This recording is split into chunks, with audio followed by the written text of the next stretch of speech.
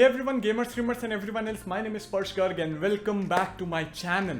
AMD finally wrapped up with their Where the Gaming Begins event, which we saw together yesterday on stream, and those of you who watched it with me already, कल जिन लोगों ने देखी थी, already know a lot about what I have to say about these chips, what they have to offer in the market and their price. But hold on for some time, okay? I've had some time to now think about stuff and think about all the things that are happening, and I have a lot to discuss with you as well.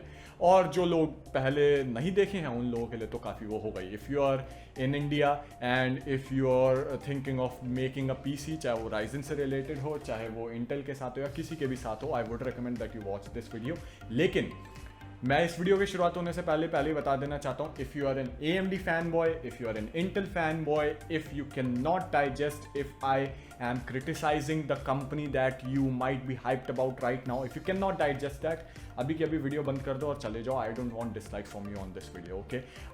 If you can take anything that I say objectively, and if you have critical अगर तुम्हारे को कोई उसमें critical thought है और तुम comment में लिख कर जाना चाहो, ऐसा करना चाहो, तो तुम वीडियो देखो, वरना मत देखो. Right, first things first, Intel has finally lost the game. Okay, इसलिए मैंने बोला था अगर तुम इंटेल फैन बॉय हो तो चले जाओ यहाँ से कम इस हॉलीडे सीजन के लिए. तो they are totally powerless in front of AMD and what they have to offer, and the last sort of power move that they could pull off was to release a blog post one day before the launch of AMD's Ryzen 5000 processor, claiming that they still are the gaming king. ठीक है, Zen 3 based processor release होने के mere hours पहले उन्होंने blog post निकाली थी, a claim that will certainly not remain valid after the Zen 3 launch, which for sure it didn't. But last day पर ये आर्टिकल निकालना बेसिकली एक मार्केटिंग टैक्टिक है to instill in people's mind that they are the gaming king, even though they are not at all. लेकिन उनके वो blog post को हम फॉल्स भी नहीं बोल सकते क्योंकि AMD ने लॉन्च नहीं किया था, तो they at that point still were technically like this is just I don't know man. बहुत सारे लोग पहले से इसका मजाक उड़ा चुके हैं तो मैं उसको नहीं बोलूंगा और ज़्यादा. This is finally it for Intel, कम से कम इस हॉलीडे सीजन के लिए तो पक्का. And AMD not only has monstrous multi-threaded performance this time around as compared to Intel, but they also are finally able to see Intel head to head in the eye, even in the single threaded workloads like gaming. And in the eye they looked एक आंख शायद Intel की निकाल भी लियो in the process, to be very honest. But AMD for the first time saw it fit to increase the price of their Ryzen 9 to something which is higher than Intel's i9, जो कि मैंने stream के दौरान शुरुआत में ही बोला था कि होने वाला है. तुम जाके वो स्ट्रीम दोबारा से देख सकते हो, आई बटन में मैं तुम्हारे को दे दूंगा, विच मेक्स सेंस बिकॉज वो प्रोसेसर i9 से बेहतर परफॉर्म करता है. And this is the only way to distinguish that, क्योंकि लोगों को ये लगना चाहिए ना कि भैया सेम, लोगों को मतलब ये नहीं लगना चाहिए कि सेम प्राइस पॉइंट पे है तो सेम ही परफॉर्मेंस होगा almost. Nope, AMD does not want that to happen. 10900 का कंपटीशन अब 5800X है नाउ. ठीक है, I am all for distinguishing your product, I get it, but जिस बात का मुझे डर था ना, राइट, डे 1 से वही हो रहा है. तुम लोगों को भी मैं बता रहा था, और इस लॉन्च के बाद AMD ने वो वाली चीज पक्का कर दी है. AMD का कोई कंपटीशन मार्केट में नहीं है अब. So finally they have increased the prices of all of their 6 to 12 core offerings, 5600, 5800 and 5900X as well, by $50 on each lineup. Competition market में जरूरी है, that is all I am gonna say at this point. क्योंकि सोच के देखो, Intel के 10900, मतलब इसको ध्यान से सोचना, 10900K की जो कॉस्ट है, राइट, 101% 5900X से ज्यादा है मैन्युफैक्चरिंग की, बिकॉज AMD चिपलेट डिजाइन यूज करता है तो मतलब उनकी कॉस्ट कम होती है. लेकिन फिर भी AMD अब 5900X को ज्यादा में बेच रहा है for more profit, and they can do it because कोई कंपटीशन नहीं है मार्केट में उस वाले प्रोसेसर का, राइट नाउ। मेरे डिस्कॉर्ड सर्वर पे कल मेरी चैट पर भी और मेरे डिस्कॉर्ड सर्वर पे भी बहुत सारे लोग ऐसे बोल रहे थे कि AMD ने इस बार हक दिया प्राइसिंग में, right. To which I am just gonna say कि भाई why were you even expecting anything different? Like if you have been subscribed to my channel for long enough, you'd already know one of my favorite lines. Fanboying for any of these multi-billion dollar conglomerates, ठीक है, and justifying their whatever they want to offer you in the market is the stupidest thing that you can do, whether it's Nvidia, whether it's Intel, or even AMD, because they are a business. They are mindless corporations and they are there to print money and to find the easiest way to get your money from your pocket into their shareholders pocket. ठीक है, shareholders pocket, sorry. That's just it, right? And that is what is happening right now. AMD के पास market leadership है. It is easy for AMD to charge higher for their flagship even though the manufacturing cost is far lower, because उनके competition की flagship के जो prices ज्यादा हैं, ठीक है, उनसे वो ज्यादा चार्ज कर रहा है. उनके कंपटीशन के फ्लैगशिप के प्राइजेस कम हो जाएंगे तो उनको भी अपने फ्लैगशिप का प्राइस कम करना पड़ेगा, राइट. AMD की फ्लैगशिप उससे बेहतर परफॉर्म कर रही है, उनके प्राइस ज्यादा थे तो उन्होंने उसका ज्यादा प्राइस रख दिया. It is easier for them to do it now, so they are doing it. Making more money for less expense is what they are there to do. Simple fact. I'm not saying कि ये बुरे processor हैं, ठीक है, but I am sure कि no one is gonna talk about them in this perspective because of the hype, which is granted well justified. I mean, they are some awesome CPUs, but the hype for anything is never good before the third party benchmarks are here. So मेरे viewers को तो मैं यही बोलना चाहूंगा कि थोड़ा curve ही करके रखना इस वाली हाइप को. And as long as you're talking pricing, then AMD has confirmed that 5600X से ऊपर तुम्हें किसी भी Ryzen 5000 के प्रोसेसर में स्टॉक कूलर नहीं मिलने वाला है, क्लेमिंग कि उनके जो स्टॉक कूलर हैं उनके बस की नहीं है टू कूल दीज प्रोसेसर्स जो कि 105 वॉट की TDP के साथ आते हैं. टू विच आई से कि भैया $50 तुमने जो होता है अलॉन्ग द लाइन तुमने बढ़ाए हैं prices. I am damn sure कि तुम अगर एक बहुत ही अच्छी और कस्टमर फ्रेंडली कंपनी होते जो कि लोग क्लेम करते हैं कि तुम हो, जो कि you're definitely not, right, no company is, तो एक अच्छा स्टॉक कूलर दे सकते थे इसी प्राइस में, हैंडल कर सकता जो 105 वॉट की TDP भी. क्योंकि भैया इंटेल भी तो एक बेकार स्टॉक कूलर ही देता था ना. तुमने रेथ प्रिज्म निकाले थे, अच्छे स्टॉक कूलर निकाले थे मार्केट में, राइट.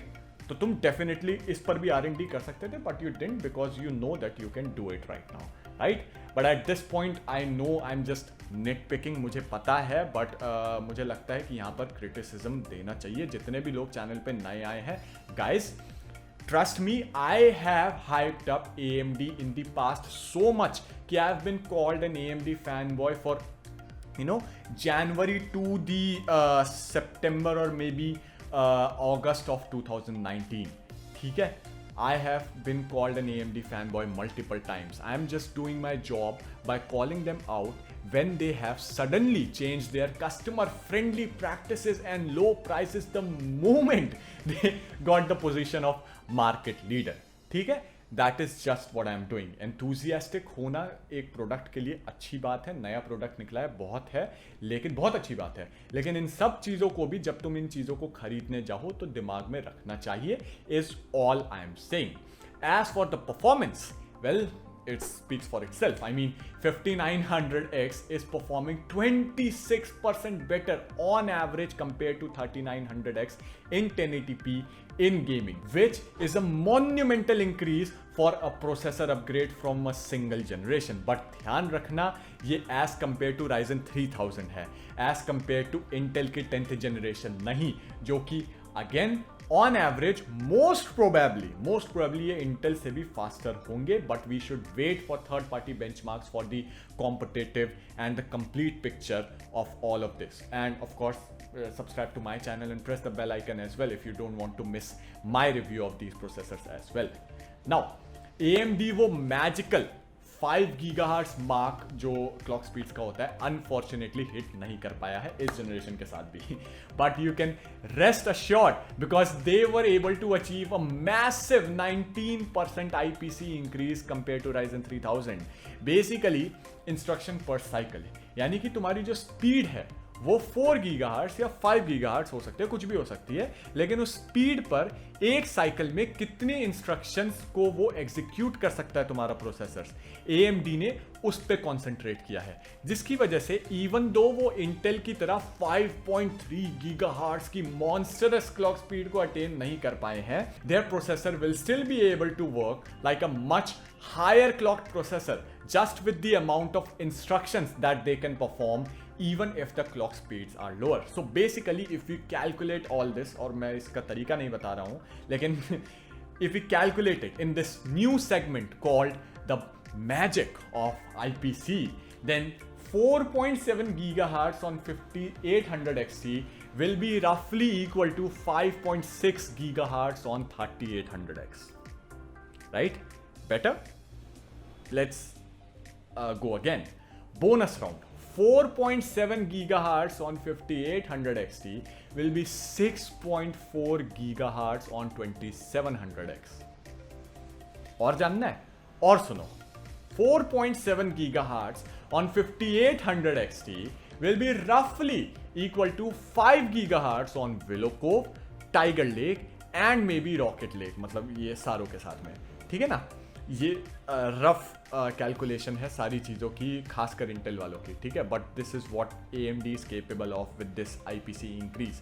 इस चीज़ को पूरी तरह से समझने के लिए कि ये कैसे हुआ है, हमें AMD के नए प्रोसेसर के Zen 3 आर्किटेक्चर को ढंग से समझना पड़ेगा, जो कि AMD ने अपने लॉन्च इवेंट के दौरान भी दिखाया था. बट बेसिकली पहले यानी Zen 2 Ryzen 3000 प्रोसेसर्स में आपके 4 कोर का एक CCX होता था, ठीक है. यानी कि 4 कोर और एक जो तुम्हारी जो कैश की डाई होती है उसके साथ एक CCX बनता था, जिसकी वजह से तुम्हारे जो 8 कोर वाले CPUs होते थे उसके अंदर 4 कोर वाले 2 CCXs लगते थे. यानी कि तुम्हारी जो 16 MB की जो डाई होती थी, जो कैश की होती है, वो अलग अलग होती थी, जिसकी वजह से लेटेंसी आती थी, खासकर गेमिंग वगैरह में. गेमिंग में क्या होता है, तुम कुछ भी कर लो, तुम्हारी जो एक थ्रेड होती है जिसको हम बोलते हैं वर्ड थ्रेड, ठीक है, वो थ्रेड बाउंस होती है सारे में, अलग अलग कोर्स अलग अलग टाइम पर उसको हैंडल करते हैं, ठीक है. And I am going of script at this point of time, ठीक है. तो अलग अलग कोर्स उसको हैंडल करते हैं. तो उस थ्रेड को पहले कैश के साथ इंटरैक्ट करना है, जो कि उसको सिर्फ 16 MB मिल रही है, जबकि प्रोसेसर में 32 MB अवेलेबल है, ठीक है. एक बारी में 16 MB मिलेगी. और फिर अगर उसको दूसरे कोर पर जंप करना है तो पहले दूसरे कैश में आना पड़ेगा, फिर वो दूसरे कोर के साथ इंटरैक्ट करेगी. तो ये बहुत ज़्यादा लेटेंसी देती थी ये वाली चीज़ें. उतनी लेटेंसी होने के बाद भी Ryzen 3000 प्रोसेसर्स इस लेवल का परफॉर्म करते थे. तो अब तुम ये सोचो कि अब तुम्हारे जो नेक्स्ट जनरेशन का जो Zen 3 का आर्किटेक्चर होने वाला है, ठीक है, उसके अंदर 16 MB की वो जो कैश होती है उनको यूनिफाई कर दिया गया है. यानी कि सारे के सारे 8 कोर्स एक साथ पूरी की पूरी 32 MB की कैश के साथ रियल टाइम में इंटरैक्ट कर सकते हैं, कोई लेटेंसी नहीं आएगी. तो Ryzen 3000 में उस चीज के साथ भी वो इतना बेहतर परफॉर्म कर रहे थे. तो Ryzen 5000 में तुम सोच के देख लो, जब यूनिफाइड कैश हो जाएगी तो किस लेवल की तुम्हारे को परफॉर्मेंस मिलने वाली है, राइट. इस नए आर्किटेक्चर का बेसिकली मतलब ये है कि तुम्हारे को सिंगल थ्रेडेड परफॉर्मेंस बहुत ज्यादा मिलेगी, ठीक है. और उसके ऊपर से अगर तुम्हारे को सिंगल थ्रेडेड परफॉर्मेंस ज्यादा मिल रही है तो this basically all of it basically means more frames in games, right. This is what it all comes down to. Now 16 MB वाले वो जो अलग अलग चिपलेट डिजाइन था, उसका काफी फायदा होता था. वो ये था कि AMD को 7 नैनोमीटर की छोटी छोटी डाई बनानी होती थी और उसको इन्फिनिटी फैब्रिक से वो कनेक्ट कर देते, जिसकी वजह से उनके यील्ड्स बेहतर होते थे, ठीक है. लेकिन अब 32 MB की पूरी डाई होती है तो यील्ड्स में प्रॉब्लम आने के चांसेस हो जाते हैं. लेकिन 7 नैनोमीटर प्रोसेस काफी पुराना हो चुका है and they have made so much of it that they have become very good at it. यानी कि अगर तुम्हारे को बड़ी डाई भी बनानी पड़े तब भी तुम्हारे जो होते हैं यील्ड्स को कंट्रोल किया जा सकता है, they are getting good at it. तो इस वजह से वो ज्यादा बड़ी डाई भी बना सकते हैं with a good yield for their processors. तो इस वजह से वो अब ज्यादा बड़ी डाइस बना सकते हैं with a very good yield as well, because they become good at it, right. मैंने बार बार बहुत ज्यादा बोल दिया, इसलिए मैं ऑफ स्क्रिप्ट काम करता नहीं हूँ, ठीक है। एंड बाय द वे, जो लोग चैनल पे नए आए हैं, भैया तुम लोगों को मैं बता दूं कि मैं इस चीज के बारे में, जो ये 8 कोर की जो CCX होने वाली है, 4 महीनों पहले ही डिस्कस कर चुका था। मैंने बहुत पहले लोगों को बता दिया था कि ये होने वाला है। So you guys can give me credit for that by pressing the like button on this video. मैं कोशिश कर लूंगा कि वो वाली वीडियो मैं आई बटन में दे दूं, अगर वो मुझे याद आ गई कि वो कौन सी थी तो। I mean, when you clicked on this video, you've been subscribed to me long enough. You knew what you signed up for. I mean, this is the kind of lax behavior you should be expecting from me at this point of time. So yeah, coming back to the topic, AMD has really hit the ball outside the park this time, and they deserve all the success and market share that they are getting. But अभी के लिए तो if you ask me, Indian market में Ryzen 3000 ही ज़्यादा चलेगा, क्योंकि they pack a great punch at a great price as well. और हाँ भाई, Ryzen 3000 के प्रोसेसेस Ryzen 5000 के निकलने के बाद कम नहीं होने वाले हैं, ये समझ लो अच्छे तरीके से। कमेंट्स में आना ही था ये वाला क्वेश्चन, तो इसलिए मैं इस चीज़ का जवाब पहले से ही दे रहा हूँ, ठीक है ना। तो ये नहीं होना है। प्रोसेसर्स के प्राइसेस मार्केट में पहले से ही बढ़े हुए हैं, इस बात का भी ध्यान रखना अगर तुम पीसी बनाने वाले हो तो, ठीक है। जैसे कि 3600 तुम्हारा कुछ टाइम पहले 16,000 रुपये का मिल रहा था, अभी वो 20,000 रुपये का मिल रहा है। तो Ryzen 3000 के प्राइसेस जो होते हैं 5000 के आने के बाद कम नहीं होने हैं किसी भी कीमत पे, क्योंकि 5000 खुद ही इतना महंगा निकला है। उसके ऊपर से वहां पर Ryzen 3000 इतना ज़्यादा महंगा, इंडिया के अंदर आके तो 15+9% का टैक्स भी लग जाता है, तो पहले से ही बहुत ज़्यादा महंगे आएंगे, राइट। इसी वजह से मैं बोल रहा हूँ कि इंडिया में Ryzen 3000 ही मोस्ट प्रोबेबली ज़्यादा चलेगा, unless and until you want the absolute best performance that you can get with your money, right. तुम्हारे को पैसा ज़्यादा देना ही पड़ेगा उस चीज़ के लिए। So yeah, you will have to make decisions, right. It was never easy to decide what to compromise on, और ये ईजी होने भी नहीं वाला है, at least in the near future, तो बिल्कुल नहीं होने वाला है। And please go for a B550 motherboard and not an X570 or a B450 motherboard if you're gonna make a PC this holiday season. ऐसा मैं क्यों बोल रहा हूँ, इसका जवाब मैंने इस वाली आई बटन की वीडियो में दे दिया है। वो वीडियो तुम जाके देख सकते हो, ठीक है। उसके बिल्कुल एंडिंग के 5-6 मिनट देख लेना, जाके देखो, क्योंकि ये वीडियो हो गई है समाप्त, खत्म, bye bye, tata, goodbye. मैंने सब कुछ डिस्कस कर लिया है। वीडियो को लाइक करके जाओ, अपने इंडियन गेमर फ्रेंड्स के साथ इस वीडियो को शेयर करो, और अगर इंडियन गेमर को भी कर सको तो बहुत अच्छी बात है, ठीक है। Make sure that you subscribe and press the bell icon if you like the content. And Amazon से अगर शॉपिंग कर रहे हो तो एफिलिएट लिंक्स डिस्क्रिप्शन में है, that is the best way of supporting me, उन्हीं से शॉपिंग करना। Follow me in Instagram for memes and Twitter for opinions and tech news, जिसके बारे में मैं वीडियो शायद ना बनाऊं क्योंकि those are too small to make videos about. And also join my Discord server if you have any questions related to your next PC build. वहाँ पर बहुत सारे ज्ञानी लोग हैं, तुम्हारी हेल्प हो जाएगी। और अगर तुम्हारे को मीम्स वगैरह सबमिट करने हैं for the meme review of the week, तो तुम मेरे डिस्कॉर्ड सर्वर में ही मीम्स चैनल में जाके सबमिट कर सकते हो। This is Sparsh Kurt signing off for now. Bye bye, टाटा, see you and peace. Be safe with your family. I hope you have a great holiday season. Bye-bye.